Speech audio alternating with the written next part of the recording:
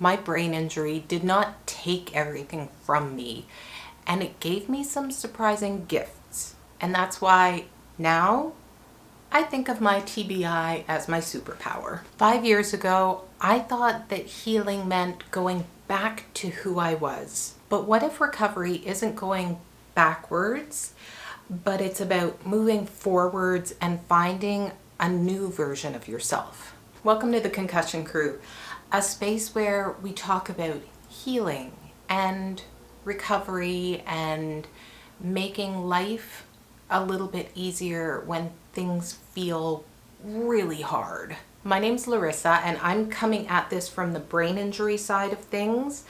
But even if you're not living with a TBI, this message is for you, because healing is not one size fits all. Even if we are healing from the same type of injury, illness, whatever it may be, every person is different and our recovery journey is different. So you are welcome here no matter what you're navigating. Before my brain injury, I loved my job. I was passionate, I was dedicated, and I never really turned it off. I would brainstorm in the shower and stress over deadlines at dinner. I would check my emails during my downtime. But my brain injury has forced me to pause. And in this pausing space, I have found something that I didn't realize that I was missing: balance. Rest is not laziness. It's part of the process. If you are healing or just having a low energy day, be kind to yourself. You are not falling behind. You are just developing a new rhythm. Even before the car accident, I have always been the kind of person who loves to listen. Someone that people come to when they need to talk. But I wasn't always great at asking for help. Since my injury, I have become more willing to say, this is hard and I need help. I'm not okay today. And this openness has brought me closer to people in a way that I didn't expect. People like being able to help you. And when you open up and share, it makes other people feel good too. So that give and take is so important. I did not really realize what an invisible disability was until I was living it. I've had people snap at me, ask me to hurry up. They don't understand what's going on inside of my brain. And now I try to put myself in the other person's shoe and give them a little more grace. I try to carry awareness around with me and a little quicker to assume good intent. Maybe they are rushing to school to pick up a sick child. Maybe they had a bad day at the office. I am choosing how I respond. After my brain injury, I had to reimagine how I was going to accomplish tasks. I couldn't rely on my memory anymore, and multitasking was definitely out the window. So I started building workarounds, timers, post-its, apps, tools like this snap bracelet that you can write on and erase off of. You can wear it with you so that you remember what you're doing next. I often will put, I'm going to grocery store, Walmart, Dollarama, so that I know where to go next. Instead of saying, I should be able to remember things, I've created systems that work with my brain, not against it.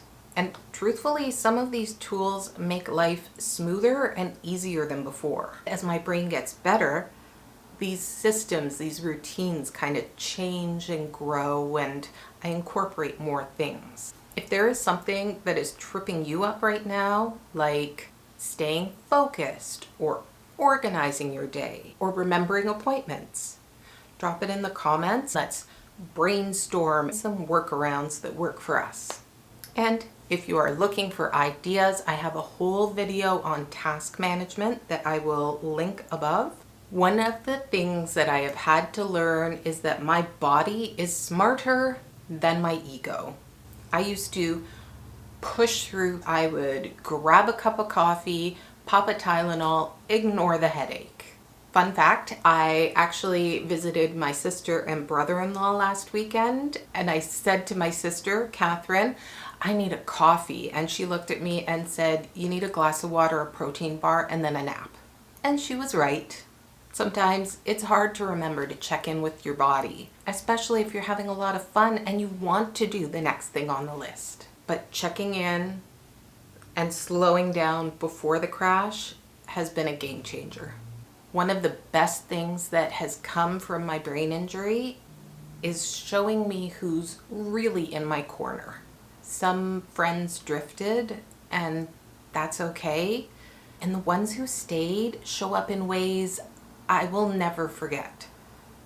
And I don't even know how to say thank you for. My friend Callie would walk in our neighborhood with me at my pace, which was a slow pace, and once I was done, she would drop me off at home. I can't imagine that that was super fun. It was slow, I wasn't speaking very well, but she was there for me. My circle is smaller now, but it's also deeper. There is more patience, more connection, and more honesty. And that is something that I treasure. One of the most difficult things for me was untangling productivity from my self-worth. Brené Brown says it best, it takes courage to rest. It takes courage to say yes to rest in a culture where exhaustion is seen as a status symbol. When you're healing, it is easy to feel like a burden, like you're letting people down, but you're not. You are in a season of healing. I love the analogy of life being a Ferris wheel. There are highs and there are lows, and you have to go through the lows to experience the highs.